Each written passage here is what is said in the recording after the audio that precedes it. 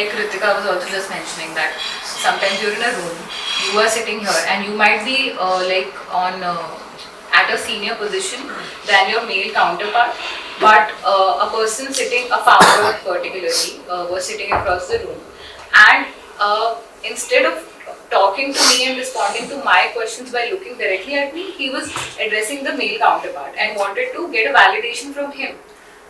So these are the kind of biases that we face on a day-to-day basis.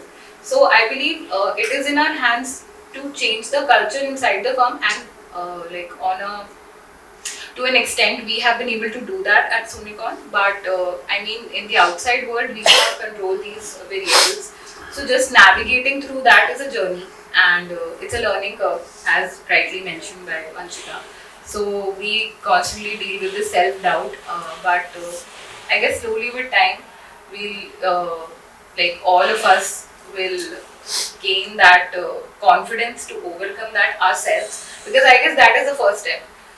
Till the time that I have this bias inside my head, I have that self-doubt, I will not be able to navigate the challenges that I face. So it's a journey, and I am like forgot to mention. So I'm fairly new in my career. So it's been like 2.5, 3 years. Sunicon is my first organization that I joined.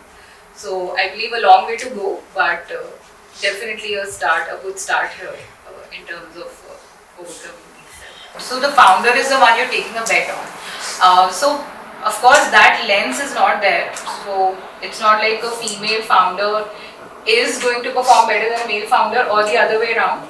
But it just so happens that a lot of founders in our portfolio who are women have performed better. Well, you know, we came here today and attending events like the one that we are at today is a starting step, I would say. Maybe just reach out to your existing connections, ask them for mentorship, advice, reach out to people in leadership positions. A lot of these IIT, IIM people have very strong groupisms. Yeah.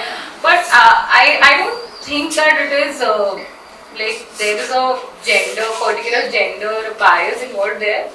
I guess these colleges, they just have these very strong alumni networks that are backing them, that open up a lot of doors for them. So I guess we should try to build that, particularly maybe for women founders. We at Sunicon are fairly sector agnostic, but we do prefer a tech element in the company. So an entrepreneur that I really, so there is not one, but somebody, you know, after watching Shark Tank, I have really started admiring Aman Gupta, and I have a bias for that because I like talking about my educational qualification. I am a chartered accountant, so I'm really inspired by CAs who go beyond the traditional service lines and professions and build like ventures and scaling it to that stage and becoming a household name.